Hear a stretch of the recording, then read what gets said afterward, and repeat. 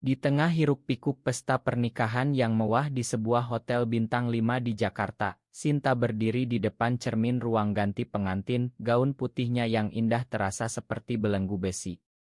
Tiba-tiba, pintu terbuka dengan keras, dan masuklah Maya, sahabat karibnya sejak kuliah, dengan wajah pucat dan mata berkaca-kaca.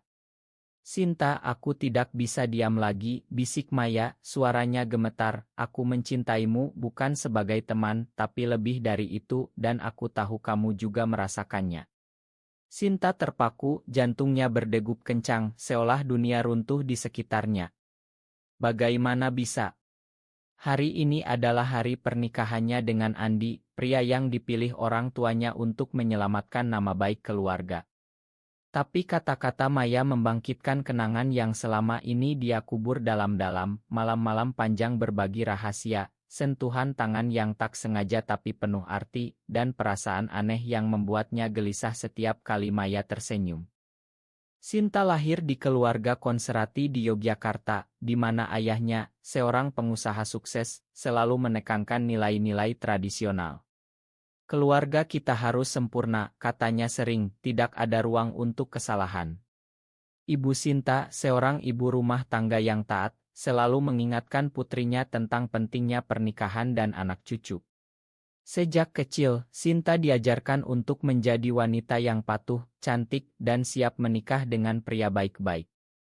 Tapi di balik itu, Sinta merasa ada yang salah dengan dirinya. Saat remaja, dia tidak pernah tertarik pada cowok-cowok di sekolah seperti teman-temannya. Malah, dia sering memandang lama gadis-gadis cantik di kelas, merasa hangat yang aneh di dada. Tapi dia abaikan, anggap itu hanya AC. Maya, di sisi lain, berasal dari keluarga broken home di Surabaya. Ayahnya pergi saat dia kecil, dan ibunya bekerja keras sebagai guru untuk menghidupi mereka. Maya tumbuh mandiri, tapi juga penuh luka. Di kuliah, saat bertemu Sinta di kelas sastra Indonesia, mereka langsung klik. Maya yang tomboy dan berani, Sinta yang lembut dan pemalu. Mereka menghabiskan waktu bersama, belajar, jalan-jalan ke Malioboro, atau sekadar ngobrol di kosan. Maya sadar lebih dulu tentang perasaannya. Suatu malam, saat mereka berpelukan setelah Sinta curhat tentang tekanan keluarga, Maya merasakan getar yang tak bisa dijelaskan. Tapi dia diam, takut merusak persahabatan. Kembali ke malam pernikahan, Sinta menatap Maya dengan campur aduk marah, takut, dan lega. Kamu gila, Maya, desi Sinta, ini bukan waktunya. Andi menunggu di luar, keluargaku, semua orang. Maya mendekat, tangannya menyentuh lengan Sinta, justru ini waktunya, sebelum terlambat. Kamu tahu, Sinta, setiap kali kita bersama, ada api di matamu. Jangan bohongi dirimu sendiri. Sinta mundur, tapi hatinya berontak. Kenangan banjir, saat mereka liburan ke Bali, berjalan di pantai, tangan bergandengan, dan Sinta merasa itu adalah kebahagiaan sejati. Tapi sekarang, pernikahan ini adalah harapan keluarga. Ayahnya baru saja sembuh dari sakit jantung dan pernikahan ini seperti obat penenang baginya. Jika Sinta batal, apa yang akan terjadi? Skandal, malu, mungkin ayahnya kambuh lagi. Malam itu berlalu dengan berat. Sinta akhirnya keluar, menikah dengan Andi di depan ratusan tamu. Maya pergi diam-diam, air mata mengalir di pipinya. Tapi benih keraguan sudah ditanam. Di bulan madu di Lombok, Sinta tidak bisa fokus. Andi, pria baik hati dan sukses sebagai pengacara, merasakan ada yang salah. Kamu baik-baik saja, sayang, tanyanya. Sinta tersenyum palsu, ya, cuma capek. Tapi di dalam, dia memikirkan Maya. Mengapa perasaan ini muncul sekarang? Apakah ini dosa seperti yang diajarkan agama dan masyarakat? Di Indonesia, di mana norma konservatif masih kuat, cinta sesama jenis sering dianggap tabu bahkan dihukum sosial. Sinta ingat berita-berita tentang pasangan yang diusir keluarga, atau lebih buruk, dianiaya. Beberapa minggu kemudian, Sinta kembali ke Jakarta untuk bekerja sebagai editor di sebuah penerbitan. Maya yang bekerja sebagai jurnalis menghindarinya. Tapi takdir mempertemukan mereka lagi di sebuah acara buku. Maya tampak lebih kurus, matanya sayu. "Selamat, Sinta," katanya dingin. Sinta menarik Maya ke samping, "Kita perlu bicara." Di kai terdekat, mereka duduk berhadapan. "Kenapa kamu bilang itu di saat terakhir?" tanya Sinta. Maya tertawa getir, "Karena aku takut kehilanganmu selamanya. Aku tahu kamu merasakannya juga, dari cara kamu memandangku." Sinta diam tapi akhirnya mengaku, "Ya, aku takut. Keluargaku, masyarakat. Ini salah." Maya memegang tangannya, "Cinta bukan salah, Sinta. Yang salah adalah menyembunyikannya." Percakapan itu membuka luka lama. Sinta pulang dengan pikiran kacau. Andi menyambutnya dengan pelukan, tapi Sinta merasa asing. Malam itu, dia menangis sendirian, mempertanyakan segalanya. Apakah dia bisa terus berpura-pura?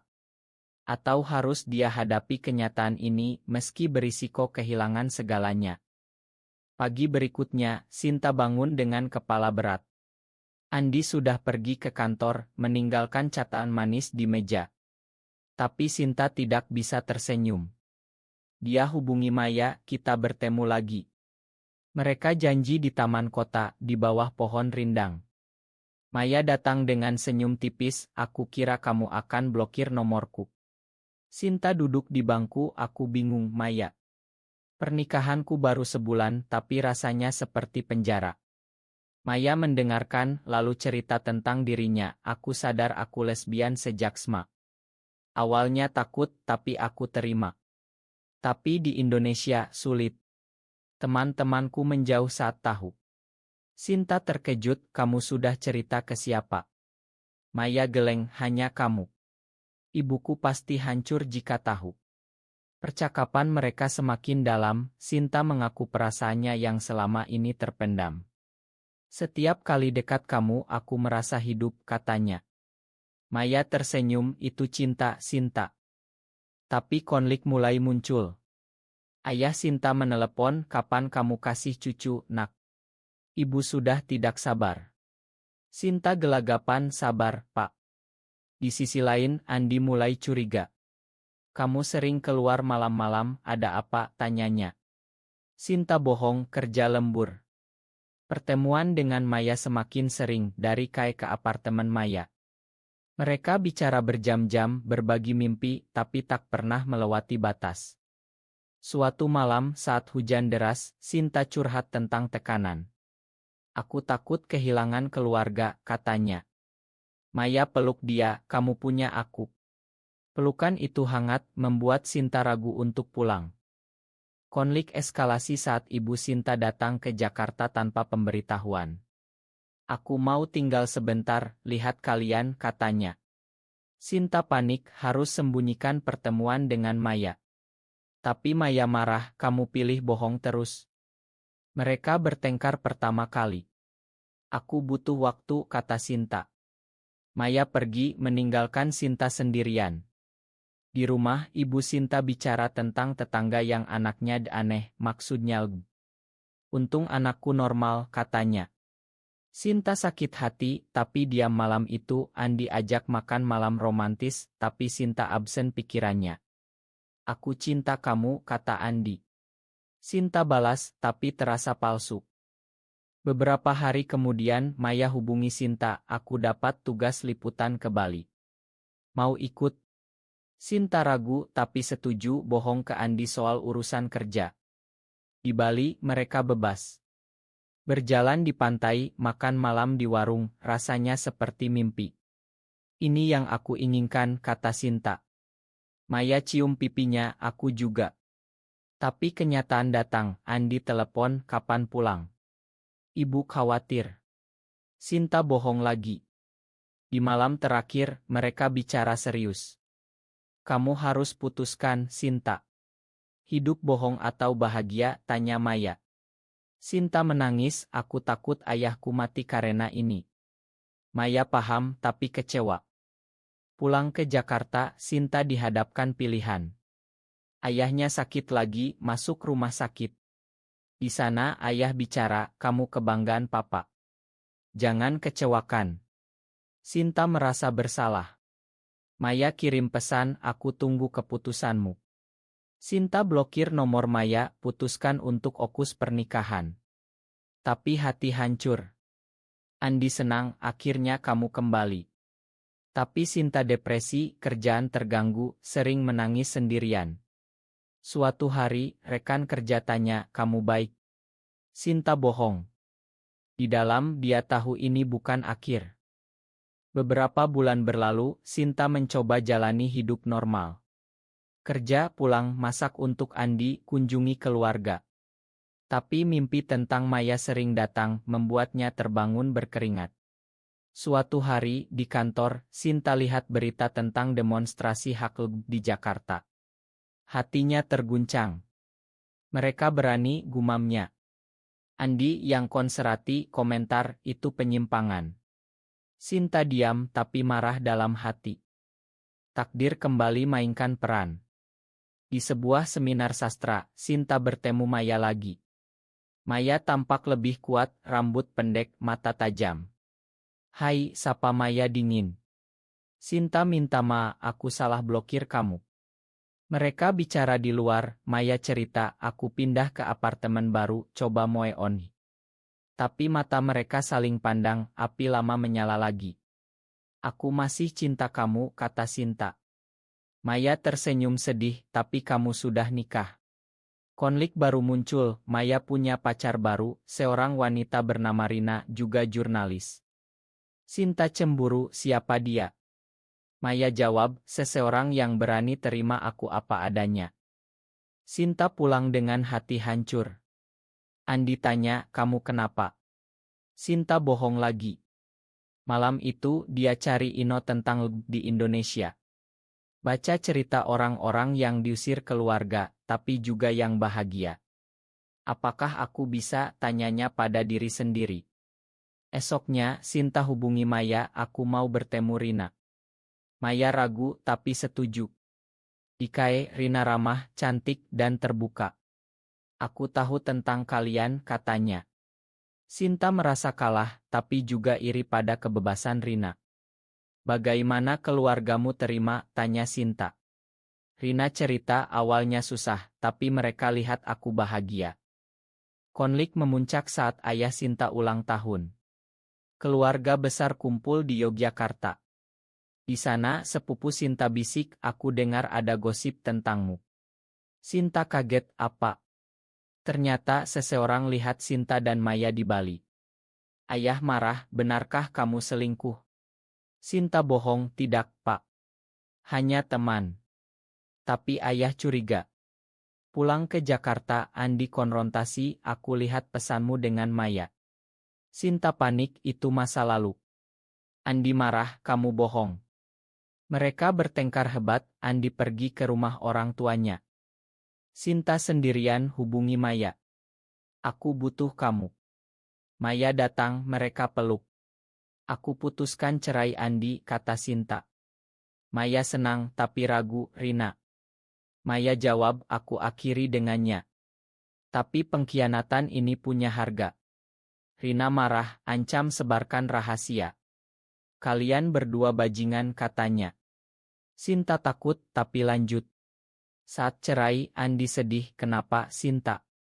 Sinta jujur, aku cinta orang lain, seorang wanita. Andi shock, kamu lesbian. Sinta angguk, air mata mengalir. Andi pergi, tapi janji tak cerita ke keluarga.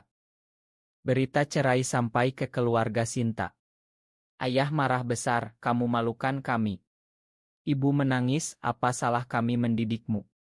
Sinta datang ke Yogyakarta, jelaskan Pak, Ma, aku cinta Maya. Aku lesbian. Ayah diam, lalu usir, pergi. Jangan kembali. Sinta hancur, pulang ke Jakarta dengan Maya. Mereka tinggal bersama, tapi tekanan datang. Teman-teman menjauh, rekan kerja bisik-bisik. Maya kehilangan pekerjaan karena gosip. Ini harga kebebasan, kata Maya.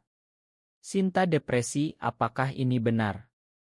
Konflik baru, Rina balas dendam, posting di media sosial tentang perselingkuhan. Netizen serang Sinta dan Maya. Penyimpang. Hancurkan moral bangsa. Mereka dapat ancaman. Maya kuat, kita lawan. Tapi Sinta ragu, mungkin aku salah pilih. Mereka bertengkar, Maya pergi sementara. Sinta sendirian, ingat kata ayah. Dia coba hubungi keluarga, tapi diblokir. Di titik terendah, Sinta hampir bunuh diri, tapi ingat Maya. Maya kembali, Ma, aku takut kehilanganmu. Mereka rekonsiliasi, putuskan pindah ke Bali, mulai baru. Di sana, komunitas lebih terbuka. Maya dapat kerja baru, Sinta buka usaha kecil. Tapi luka lama belum sembuh. Suatu hari ibu Sinta hubungi, papa sakit parah. Dia mau lihat kamu. Sinta ragu, tapi pergi dengan Maya. Di rumah sakit, ayah lemah, Ma, nak. Papa takut kehilanganmu. Sinta menangis, Pa, aku tetap anakmu. Ayah angguk, papa terima, asal kamu bahagia. Ibu peluk, kami salah. Tapi bukan akhir bahagia sempurna. Andi muncul lagi, minta ma, aku harap kamu bahagia. Rina juga minta ma, aku emosi. Maya dan Sinta kuat bersama, tapi masyarakat masih judgmental. Mereka ikut advokasi hak bicara di forum. Cinta adalah cinta, kata Sinta. Tapi ada harga, kehilangan teman lama, stres konstan. Tahun berlalu, Sinta dan Maya bangun hidup baru di Bali. Mereka adopsi anjing, buka kai kecil, dan dukung komunitas. Tapi masa lalu menghantui. Ayah Sinta meninggal, meninggalkan warisan tapi juga penyesalan. Di pemakaman, keluarga terima Maya pelan-pelan. Terima kasih sudah buat Sinta bahagia, kata ibu. Tapi di luar, demonstrasi anti makin sering. Maya liput, hampir kena pukul. Sinta khawatir, jangan berisiko. Maya jawab, ini perjuangan kita. Konflik akhir, Maya dapat tawaran kerja di luar negeri, tapi Sinta ragu tinggalkan Indonesia. Di sini rumah kita, kata Sinta. Maya marah, di sini kita ditekan. Mereka bertengkar, hampir putus. Tapi di malam hujan, mereka bicara hati ke hati. Aku takut kehilanganmu lagi, kata Sinta. Maya peluk, kita bersama selamanya. Mereka putuskan tetap di Indonesia, lawan dari dalam. Cinta mereka tumbuh, tapi dengan luka. Sinta renungkan pilihan, apakah benar meninggalkan Andi? Apakah pengkhianatan itu wajar? Maya juga ragu, aku curi kamu dari pernikahan. Tapi mereka maju. Di akhir, mereka duduk di pantai, tangan bergandengan. Kita bayar harga mahal, kata Sinta. Maya angguk, tapi worth it. Apakah mencintai seseorang yang sama jenis selalu berakhir dengan pengorbanan yang tak adil, atau justru itu yang membuatnya lebih berharga?